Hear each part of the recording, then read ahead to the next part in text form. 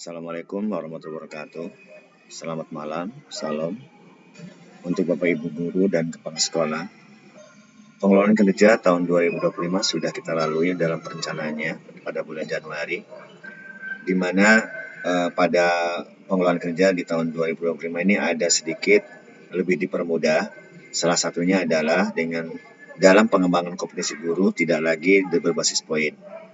Di sini saya mencoba untuk membuat suatu aplikasi Excel sederhana untuk membantu Bapak Ibu guru dan kepala sekolah dalam laporan hasil indikator yang Bapak Ibu guru pilih, yang selanjutnya nanti akan dilaporkan atau akan diinformasikan untuk kepada kepala sekolah.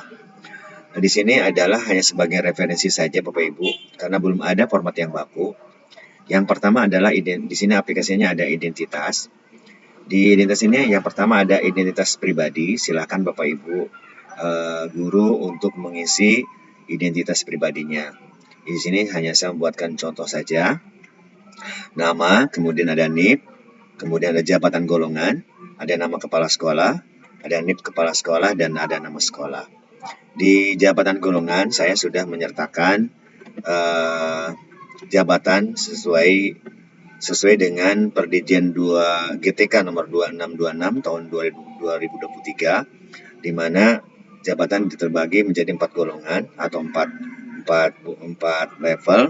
Yang pertama adalah ahli pertama golongan 3 3B, ada ahli muda golongan 3C 3D, kemudian ahli madya 4A, 4B, dan 4C, kemudian ahli utama 4D dan 4E. Di sini silakan Bapak Ibu untuk memilih. Contoh misalnya di sini adalah Pak Agus ini adalah golongannya golongan misalnya 4A. Kita cari 4A. Kemudian setelah mengisi identitas pribadi, silakan klik lanjut. Maka di sini akan ditampilkan halaman tentang model pengembangan kompetensi guru sesuai dengan Perdijen GTK 2626 tahun 2023. Ada 4 komponen untuk guru.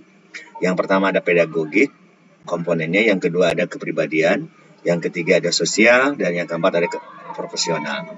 Di mana masing-masing komponen mempunyai 3 indikator, sehingga semuanya ada 12 indikator. Misalnya guru tersebut dia pada perencanaan pengelolaan kinerja tahun 2025 memilih indikatornya tentang misalnya tentang pedagogik, misalnya tentang asesmen, umpan balik, dan pelaporan berpusat pada peserta didik.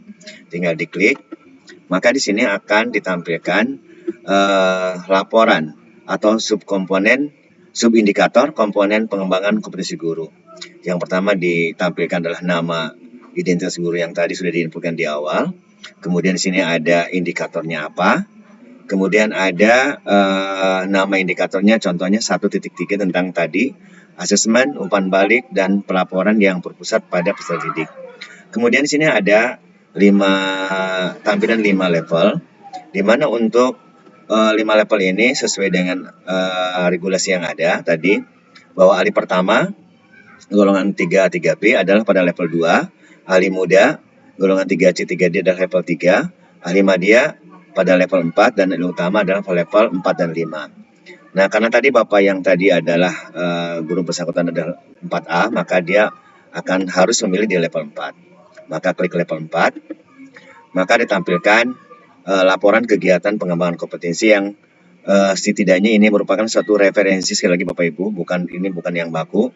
Untuk silahkan Bapak Ibu isi pada laporan ini. Sekali lagi identitas sudah ada, kemudian komponennya sudah jelas, tadi langsung otomatis. Komponennya pedagogik, indikatornya adalah 1.3, asesmen, umpan balik, dan pelaporan yang berpusat pada peserta didik. Kemudian levelnya level 4. Kemudian langsung di sini ada indikator, subindikator. Untuk level 4-nya ada beberapa indikator yang ada, yang ini juga adalah mengacu pada regulasi Perdijen GTK nomor 2626 tahun 2023. Kemudian ada level kompetensi. Ini adalah indikator yang nanti Bapak Ibu guru akan tingkatkan. Dari level-level ini silahkan Bapak Ibu guru cermati. Kemudian di sini ada kolom kegiatan pengembangan komponen yang relevan dengan indikator yang perlu ditingkatkan. Di sini Bapak Ibu akan menuliskan, silahkan mungkin pengembangannya apa yang Bapak Ibu guru lakukan sesuai dengan sekali lagi indikator yang Bapak Ibu pilih dan sesuai juga dengan level kompetensi yang ada. Setelah Bapak Ibu menuliskan kegiatan-kegiatan pengembangan kompetensi tersebut yang relevan, kemudian yang berikutnya ada refleksi hasil belajar dari kegiatan yang telah selesai dilaksanakan atau istilahnya dampaknya apa. Nah ini Bapak Ibu silahkan setelah mengikuti kegiatan dan diimplementasikan, kira-kira dampaknya apa bisa dijabarkan di sini. Dan yang berikutnya ada catatan kepala sekolah. Dan yang terakhir jelas adalah mengetahui kepala sekolah dan ditandatangani oleh guru yang bersangkutan. Selagi ini adalah aplikasi hanya merupakan referensi, bukan baku. Mungkin Bapak Ibu bisa dengan adanya aplikasi ini bisa sedikit membantu untuk Bapak Ibu guru membuat laporan dan bisa nanti bisa dikonfirmasikan untuk kepala sekolah. Demikian Bapak Ibu guru dan kepala sekolah yang bisa saya buat. Terima kasih dan mudah-mudahan bisa bermanfaat. Terima kasih. Wassalamualaikum warahmatullahi wabarakatuh. Selamat malam.